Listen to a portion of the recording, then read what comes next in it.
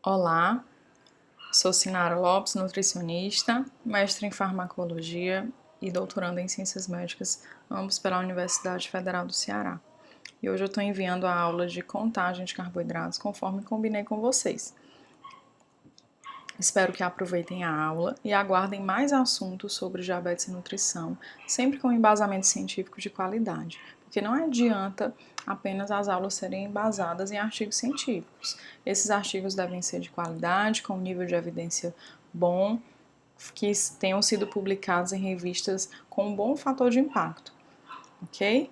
Então vamos lá, quero aproveitar para convidá-los a me seguirem nas redes sociais. O que a gente vai aprender nessa aula? O que é a contagem de carboidratos? Quais são os seus principais objetivos? Quais são os seus públicos-alvo? Quais são os efeitos dos macronutrientes na glicemia?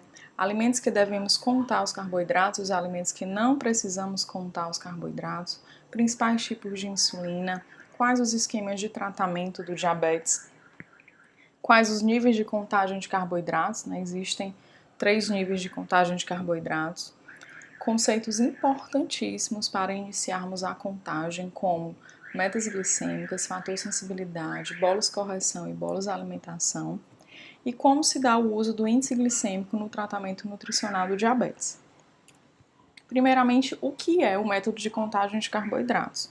Trata-se de uma estratégia nutricional para o tratamento do diabetes, que se destaca principalmente por melhorar a qualidade de vida do paciente e ofertar diversas opções alimentares para esse indivíduo. Então, a grande vantagem da contagem de carboidratos é que ela dá uma diversidade maior dentro da alimentação do seu paciente. Ela abre um leque de possibilidades para aquela pessoa que normalmente vinha com aquela alimentação mais amarrada e mais monótona. A contagem ela é recomendada pelas sociedades científicas no Brasil e no mundo, isso há mais de 20 anos, em especial para o tratamento do diabetes tipo 1, mas nós veremos que não somente pacientes com diabetes tipo 1 podem fazer uso da contagem de carboidratos. Outros tipos de diabetes também a gente pode utilizar esse método no seu tratamento. O principal objetivo da contagem de carboidratos é exatamente o equilíbrio entre o controle da glicemia, a quantidade de carboidratos a ser ingerida e a quantidade de insulina a ser administrada. Então, esse é o grande desafio, é tornar todo esse sistema equilibrado. E é aí que a gente, como nutricionista, entra para facilitar a vida do nosso paciente. Quem pode utilizar a contagem? Todo paciente com diabetes pode utilizar a contagem de carboidratos como estratégia nutricional. Para ser um bom candidato à contagem, o que é que a gente precisa? Primeiro, de motivação, né? O paciente e o profissional precisam estar motivados, pois normalmente há uma mudança de estratégia, o paciente vem de doses fixas de insulina e passa para doses de insulina de acordo com a contagem de carboidratos, então muda um pouco a rotina daquela pessoa. Então, para isso, tanto a pessoa como o profissional de saúde precisam estar motivados.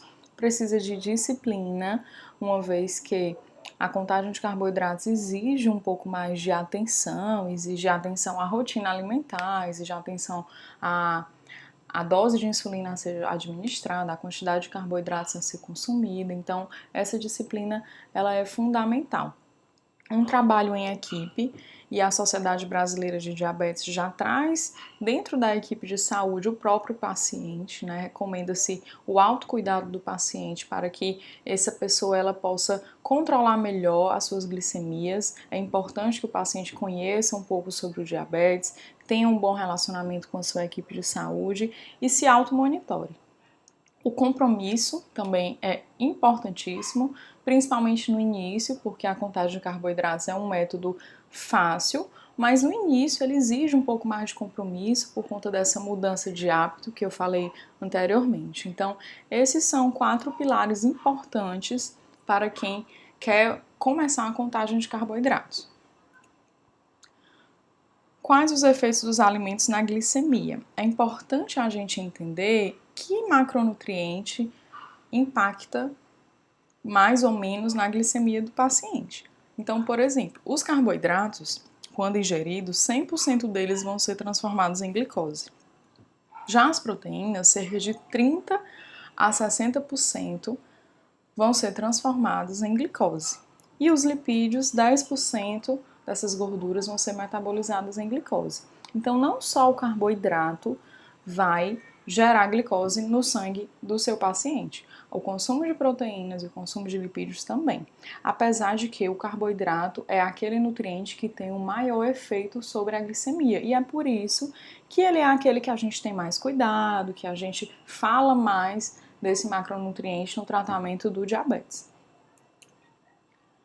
Em quanto tempo nós temos a resposta do alimento na glicemia? É importante a gente entender que o carboidrato, aquele 100% que eu falei no slide anterior, ele vai ser metabolizado em glicose entre 15 minutos a 2 horas. A proteína, os 30 a 60% vão ser metabolizados em glicose até 4 horas, em até 4 horas, de 3 a 4 horas, enquanto a gordura, aqueles 10%, vão ser metabolizados em até 5 horas. E esse é o grande motivo, por exemplo, de quando o paciente consome uma refeição rica em proteína e rica em gordura, vamos supor, uma feijoada. E aí, 2 horas depois que ele come a feijoada, a glicemia tá ok. O que o paciente pensa? Acertei na contagem, tá tudo jóia, deu bem certinho a quantidade de insulina para a quantidade de carboidratos que eu consumi. E aí, 5 horas depois, essa glicemia começa a aumentar, né, de forma mais pronunciada. E isso ocorre exatamente por isso, porque aquela gordura, aquela proteína que tinha naquela refeição, eles vão impactar na glicemia depois desse tempo, de 3 a 4 horas no caso da proteína e 5 horas no caso da gordura. Quais são os alimentos que são ricos em carboidratos? Todos nós já sabemos quais são, mas eu trouxe para ilustrar, né, alimentos como os alimentos dos grupos dos cereais, também dos grupos dos vegetais e das frutas. Então, batata, biscoito, macarrão, arroz, os legumes e as frutas, todos esses são alimentos ricos em carboidratos que a gente vai precisar contar esses carboidratos na hora de aplicar o método. Leite também é um alimento que, apesar de ser mais fonte de proteínas, mas também é um alimento que contém carboidratos. Açúcar, mel e refrigerantes comuns não só são alimentos que contêm bastante carboidratos, mas são carboidratos simples e que são utilizados, inclusive, para a correção de hipoglicemia. Bolos, tortas, produtos de panificação, todos esses são alimentos que normalmente são ricos em carboidratos, sorvetes, o milho e entre outros alimentos que nós já conhecemos e sabemos que são fontes de carboidrato. Também é importante a gente entender um pouco sobre os tipos de insulinas. As insulinas, elas têm diversas classificações. A classificação que eu acho mais importante para a gente entender sobre a contagem de carboidratos é em relação ao tempo de ação de cada insulina. Então, o que é que nós temos? Insulina ultra rápida, insulina intermediária e insulina de ação prolongada. As insulinas de ação ultra rápida são a lispro, asparto e glulisina. Ação rápida, a insulina regular, ação intermediária, a NPH. Essas duas, regular e NPH, são as que a gente mais encontra nos serviços públicos. E a insulina de ação prolongada, nós temos glargina, detemir e degludeca. Nesse slide, a gente consegue visualizar a ação de um pâncreas saudável e a ação de quando a gente aplica a insulina de forma exógena. No pâncreas saudável, a gente percebe aqui em amarelo que cada horário de refeição a gente tem logo em seguida a liberação de insulina. O paciente se alimentou, liberação de insulina. A pessoa se alimentou, liberação de insulina. Essa insulina ela vai ser liberada por mecanismos endógenos que são suficientes para cobrir aquela quantidade de carboidrato, aqueles nutrientes que foram ingeridos em determinadas refeições. Quando nós não temos um pâncreas saudável e aí precisamos administrar a insulina de forma exógena, nós vamos precisar administrar dois tipos de insulina. Um tipo que tem uma longa duração e um tipo que tem uma ação mais rápida. Então, por exemplo, as insulinas de longa duração, elas estão aqui representadas nesse espaço vermelhinho. Elas vão tentar cobrir ou o dia inteiro ou boa parte do dia. E as insulinas de ação rápida ou ultra rápida, elas vão ser administradas a cada refeição. Então, aqui elas estão representadas em laranja. O paciente se alimentou, administração de insulina, tem um pico de ação e a glicose vai ser absorvida. Da mesma forma, nova refeição, por exemplo, aqui horário de almoço, o paciente almoçou, aplica a insulina antes, né? O ideal é que se aplique, se for insulina ultra rápida, 15 minutos antes, se for insulina regular, 30 minutos antes. E aí eu tenho um pico de ação e aquela glicose vai ser absorvida. Então, da mesma forma no decorrer do dia.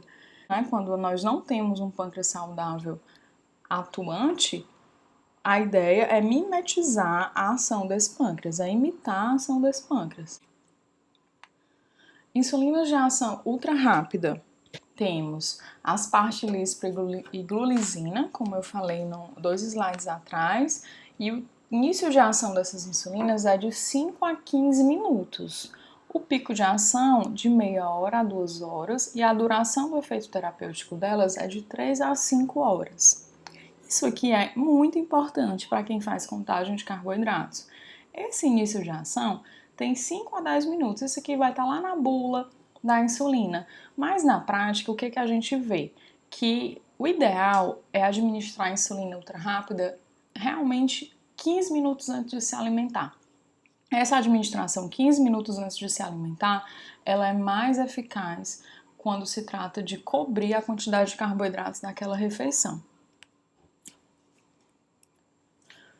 Insulina de ação rápida, a gente tem a insulina regular, o início de ação dela é de 5 a 60 minutos, pico de ação de 2 a 3 horas e o tempo do efeito terapêutico, a duração do efeito terapêutico é de 5 a 8 horas. Aqui no gráfico a gente consegue ver que esse gráfico ele é diferente do primeiro, né? Ela tem uma duração do efeito mais longo do que as insulinas de ação ultra rápida. Insulinas de ação intermediária, a gente tem a NPH, o início de ação dela é de 2 a 4 horas, o pico de ação de 4 a 10 horas e a duração do efeito terapêutico, olha só, de 10 a 18 horas. Então a gente já vê aqui que ela cobre uma maior parte do dia daquele paciente. É completamente diferente da ação das insulinas ultra rápida ou rápidas. Insulina de ação prolongada, nós temos a DTMI e a glargina. Início de ação da DTMI de 1 a 3 horas, pico de ação de 6 a 8 horas e duração do efeito terapêutico de 18 a 22 horas. Da glargina, início de ação 2 a 4 horas, não possui pico de ação e duração do efeito terapêutico de 20 a 24 horas. Então aqui, por exemplo, a gente tem insulina cobrindo as 24 horas do dia daquele paciente. Nesse gráfico a gente consegue ver também a diferença, né, das outras ações, dos outros tipos de insulina. Ainda de ação prolongada nós temos a degludeca, que é a Tresiba, que age por até 42 horas, e a glargina na apresentação de 300 unidades por ml, que é a Tugel, que ela vai agir por até 36 a 40 horas. Esse slide é para vocês visualizarem cada tipo de insulina de ação ultra rápida. Nós temos as canetas. Insulina de ação rápida, nós temos a insulina regular, onde a apresentação dela é em um frasco, onde o paciente vai retirar a insulina do frasco através de uma seringa. Insulina de ação intermediária, a insulina NPH, também na apresentação do frasco. Essas duas, como eu falei antes, também são as duas que são mais distribuídas nos serviços públicos, e a insulina de ação prolongada, que ela também vem na apresentação de caneta, e as mais conhecidas são a Levemir e a Lantus. Esse gráfico mostra também a ação das insulinas, né? A gente consegue ver aqui as insulinas de ação ultra rápida nessa curva vermelha, onde elas têm um pico de ação. A insulina regular, que é a insulina de ação rápida, ela tem um pico menos pronunciado que as insulinas ultra rápidas.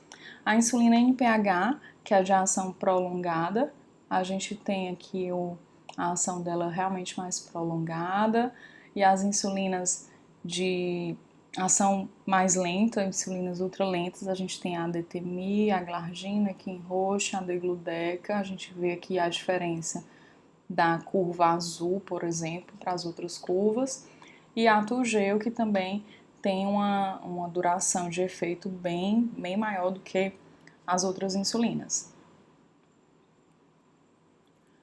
Quais são os esquemas de tratamento do diabetes? O diabetes tipo 2, por exemplo, é tratado com dieta, atividade física. Se houver necessidade, muitas vezes há essa necessidade com medicações orais. E havendo também necessidade, há a inclusão da insulina no tratamento do diabetes tipo 2. O que é comum de acontecer? O início do tratamento com dieta e atividade física, quando não consegue controlar a glicemia com essa mudança de estilo de vida, vai introduzindo uma medicação oral. Quando não consegue, introduz outra medicação oral, faz uma combinação de alguns antidiabéticos orais e, havendo ainda um descontrole, introduz a insulina. Normalmente é isso, mas também acontece do paciente ter o diagnóstico e já começar com a insulinoterapia. Vai depender muito de cada caso.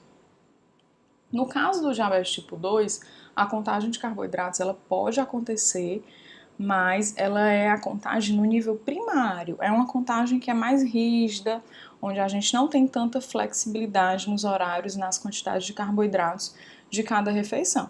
Mas também pode ser feito o tratamento nutricional do diabético tipo 2 com contagem de carboidratos. O diabetes tipo 1, a gente tem 3 tipos de terapia. Terapia tradicional, onde ocorre o uso de insulina de ação intermediária e insulina de ação rápida, são aquelas em pH irregular que eu falei antes.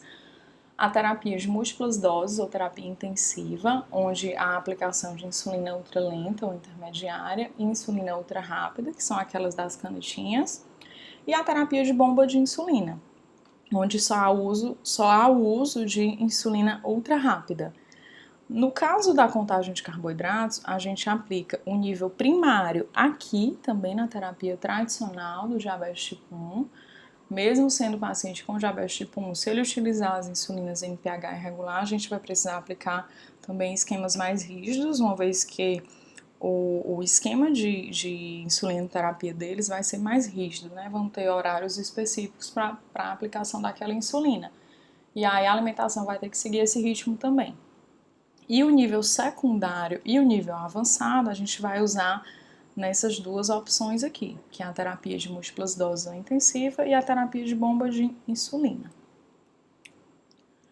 O que é que a gente precisa entender para começar a contagem de carboidratos? Tem 4 conceitos muito importantes que vocês precisam entender para começar a aplicar com seus pacientes. O primeiro conceito é o de metas glicêmicas. O segundo conceito é o de fator sensibilidade. O terceiro conceito, o bônus correção, e o quarto, o bônus alimentação. Nós vamos ver cada um deles dando exemplos para que a prática da contagem fique mais fácil. Meta glicêmica. A equipe de saúde vai determinar quais metas o paciente deve alcançar em diferentes horários e refeições. Esse quadro, ele mostra o que é bom, o que é aceitável, o que é ruim para a glicemia daquele paciente. Então, por exemplo, em jejum, o bom é que aquela glicemia esteja entre 70 e 110. O aceitável é entre 111 e 140 e o ruim é acima de 140. No pós-prandial, 2 horas após a alimentação, e por que são 2 horas? Porque lembra que eu falei que os carboidratos eles são absorvidos entre 15 minutos e 2 horas após a ingestão? Então, por isso que a glicemia ela é medida no pós-prandial com esse intervalo de 2 horas. O bom controle no tempo pós-prandial é entre 70 e 140. O aceitável é entre 141 e 160 miligramas por decilitros e acima de 160 é considerado um controle ruim. Mas isso, gente, não é algo engessado. Cada paciente vai ter um ritmo, vai ter um controle metabólico diferente. Então, por exemplo, um paciente idoso que tem mais risco de hipoglicemia, um paciente que a hipoglicemia ela vai ser mais prejudicial. Então, nesses pacientes, a gente tolera um pouco mais, tem uma certa flexibilidade nesses valores. Então, por exemplo, no idoso, a gente consegue tolerar uma glicemia pós-prandial de até 180, né? Isso vai depender de cada paciente. E a gente pode praticar. Então, por exemplo, vamos supor que a gente tem um paciente com diabetes tipo 1, que vai iniciar a contagem de carboidratos e foi definido para ele um padrão de meta glicêmica. Quais são as metas desse paciente? Vamos supor que ele tem a meta de jejum, 100 miligramas por decilitros, então ele precisa todos os dias acordar com a glicemia dele até 100, né? É o ideal. Antes das refeições também 100, então antes do almoço, quando ele for medir a glicemia, o ideal é que dê até 100 miligramas por decilitro. Entre 70 e 100, porque abaixo de 70 a gente já considera hipoglicemia. E após as refeições, até 140. Essas são as metas. Claro que esse paciente vai sair das metas. É muito difícil pegar um paciente que tenha atingido todas as metas glicêmicas, todos os dias, todos os horários. Porque a glicemia é algo que é muito dinâmico mesmo. O diabetes é uma doença que vários fatores influenciam. Tem a parte emocional, o estresse influencia. Então tem muita coisa que influencia no controle glicêmico. Mas é importante trabalhar com metas, porque tendo a meta em vista, o paciente tem como se nortear. O segundo conceito importante é o fator de sensibilidade. O que é essa sensibilidade? É o quanto uma unidade de insulina baixa a glicemia em miligramas por decilitros. Como é que a gente calcula o fator de sensibilidade? Normalmente o paciente já chega para o nutricionista com esse cálculo de fator de sensibilidade. Normalmente quem calcula esse fator de sensibilidade é o endocrinologista ou o médico responsável por aquele paciente. Tem duas formas de calcular. A primeira é quando o paciente utiliza a insulina rápida, que é a insulina regular, e a segunda é quando o paciente utiliza a insulina ultra rápida, que são aqueles análogos de insulina. Quando o paciente utiliza a insulina rápida, divide-se 1.500 pelo total de insulina que ele utiliza no dia inteiro. Quando o paciente utiliza a insulina ultra rápida, 1.800 dividido pelo total de insulina de todo o dia do paciente.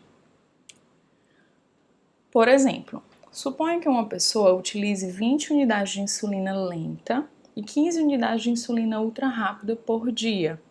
Se a gente somar tudo, vão dar 35 unidades de insulina por dia, tanto insulina lenta como insulina rápida.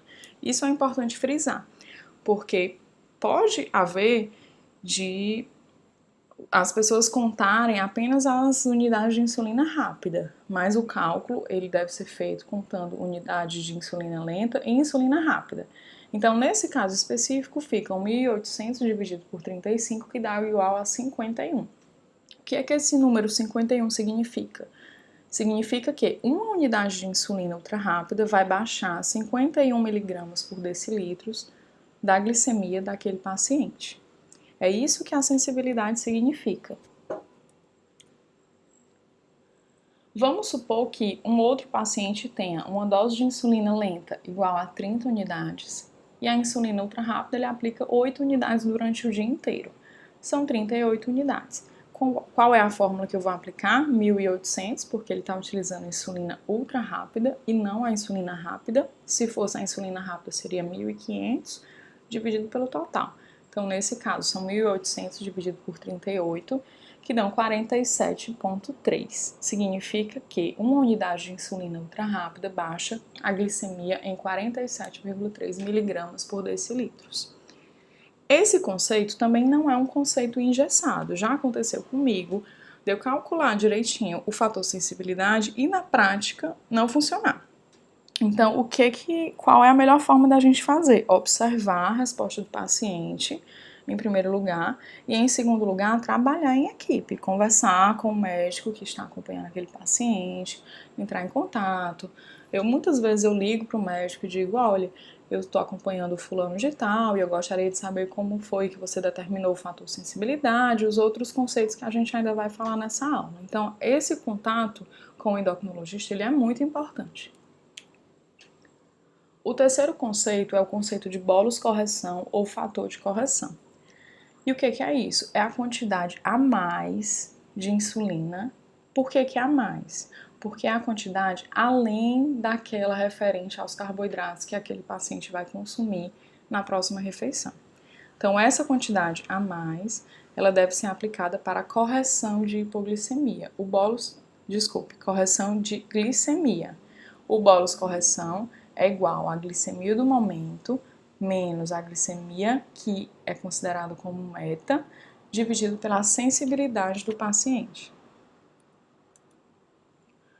Por exemplo, um paciente chega ao horário de almoço com a glicemia de 250. Sabe-se que a sua meta glicêmica antes das refeições é de 100 e a sua sensibilidade é de 47,3.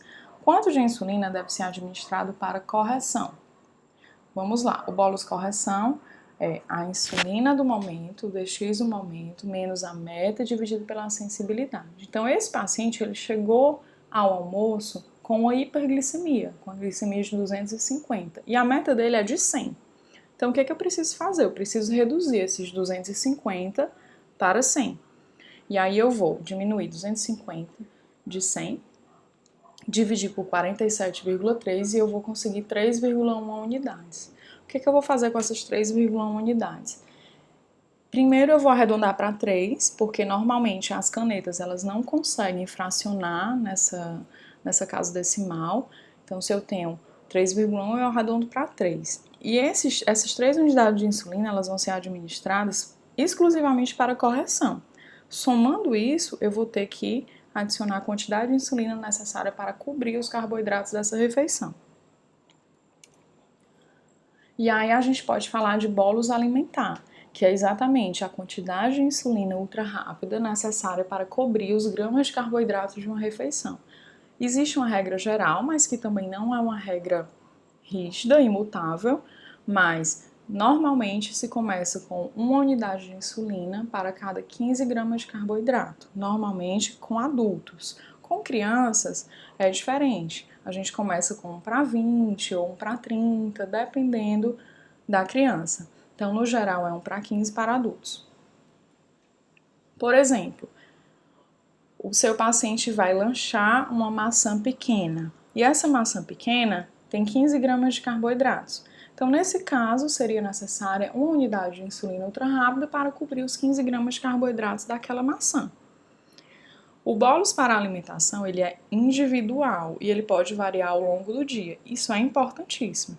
Eu tenho pacientes que têm uma razão insulina-carboidrato ou bolus alimentação de 1 para 15 de manhã, 1 para 20 no horário do almoço e 1 para 30 à noite. Ou 1 para 30 de manhã, 1 para 15 no almoço e 1 para 20 à noite. Isso pode variar, vai depender do nível de resistência à insulina, vai depender de uma série de coisas e principalmente do autoconhecimento desse paciente, né? Ele que vai te dizer como é que tá essa resposta da quantidade de insulina que foi aplicada para a quantidade de carboidrato que foi coberta, ok? E para conhecer a relação insulina-carboidrato, é importante medir as glicemias antes das refeições e 2 horas após as refeições, né? E esse após as refeições é após a primeira garfada que você dá, porque o tempo varia muito. Tem gente que consegue fazer uma refeição em 10 minutos, tem gente que leva meia hora para fazer uma refeição. Então, o padronizado é após a primeira garfada. Então, nós já vimos os conceitos de meta glicêmica, de fator sensibilidade, de bolus correção e de bolus alimentação. Se você tem alguma dúvida sobre esses conceitos, volta um pouquinho à aula, dá uma revisada, anota, calcula, tenta aplicar outros exemplos. Se tiver alguma dúvida, me manda um e-mail ou fala comigo nas redes sociais que eu tento ajudar. Praticando ainda. Vamos supor que o seu paciente consome no café da manhã um pão francês com margarina, um copo de leite com café e uma fruta. Quantos gramas de carboidrato nós vamos ter nessa refeição? Um pão francês eu vou ter 28 gramas de carboidratos. Em um copo de leite com café, eu só vou contar os carboidratos do leite e eu vou ter 12 gramas de carboidratos.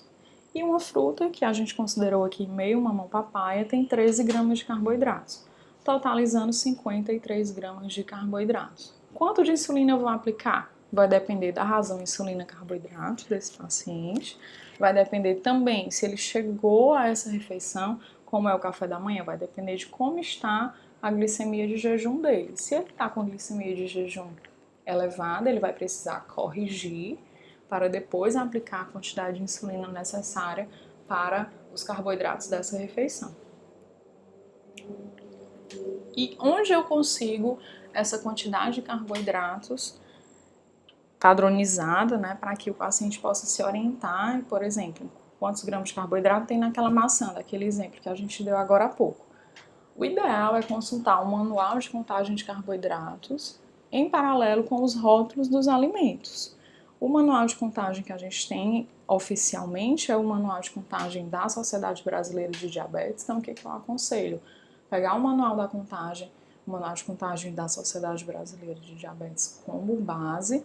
Caso não encontre algum alimento lá no manual, porque pode acontecer, né? O Brasil é enorme, não tem vários alimentos regionais, então nem sempre vai ter tudo em um só manual. Eu aconselho buscar outros manuais. Na internet a gente encontra manuais, por exemplo, de serviços de saúde, de hospitais universitários. Então tem alguns serviços que têm manuais publicados. E aí você pode complementar o manual de contagem da SBD. E utilizar o rótulo dos alimentos também, né? No caso dos alimentos industrializados, a gente tem infinitas opções e nem sempre esses alimentos vão estar nos manuais. Então, consultar o rótulo, prestar muita atenção, orientar muito bem o seu paciente em relação às porções, né? Aí entra toda a parte de rotulagem nutricional, de como ler um rótulo adequadamente, que certamente vocês vão orientá-los muito bem. Quais alimentos nós não precisamos contar no método de contagem? Vegetais crus e cozidos em pequenas quantidades, até 1 xícara de vegetais crus e meia xícara de vegetais cozidos, não é necessário contar. Queijo, azeite, maionese, creme de leite, água, café, chás e adoçantes. Carne de boi, aves, pescados e ovos, desde que não ultrapassem uma porção de 120 gramas.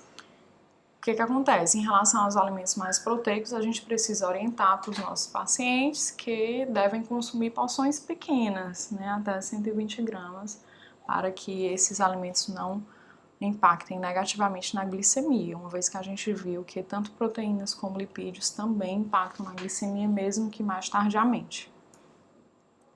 Em relação ao índice glicêmico, o que eu posso falar do índice glicêmico? O índice glicêmico é um conceito importante, ele é um conceito que ele pode ser utilizado, mas ele deve ser usado com cautela.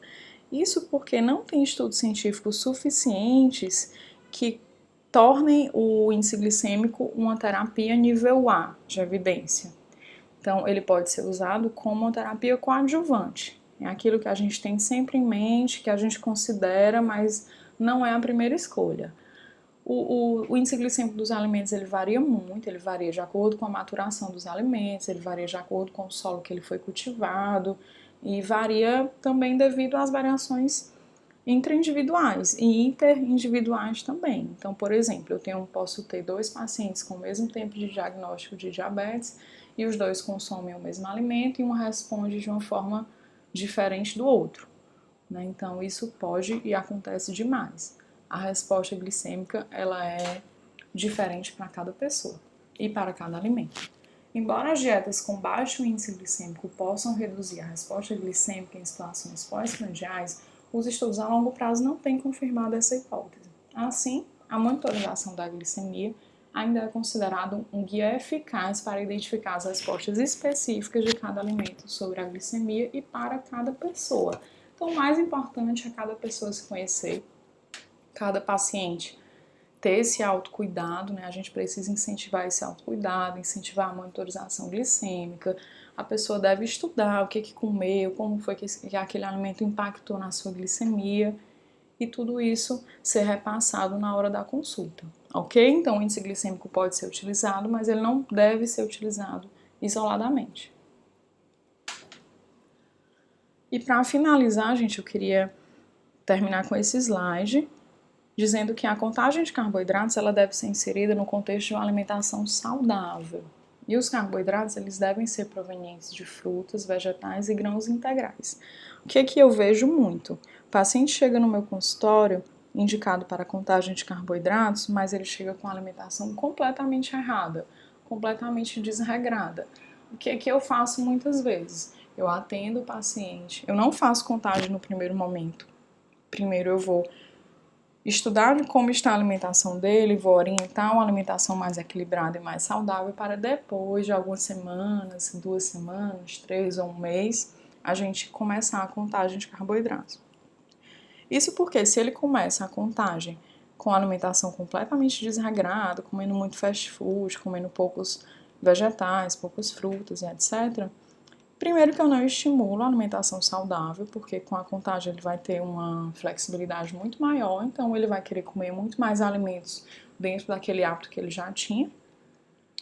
E segundo que eu não vou controlar a glicemia, nem o peso, nem o perfil metabólico desse paciente. Então, isso é muito importante.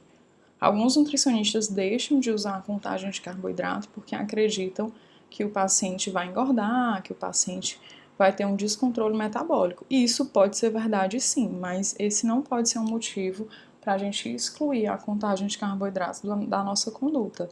A contagem ela é um método que é cientificamente adequado, né? Tem vários estudos científicos que colocam como o desfecho de redução de hemoglobina glicada com o uso da contagem, estudos onde eles comparam grupos que fazem contagem de carboidratos e grupos que não fazem, e o grupo que faz contagem tem uma redução maior de glicada, né, significando que tem um melhor controle glicêmico. Então a contagem ela pode e deve ser utilizada por nós sim, ok?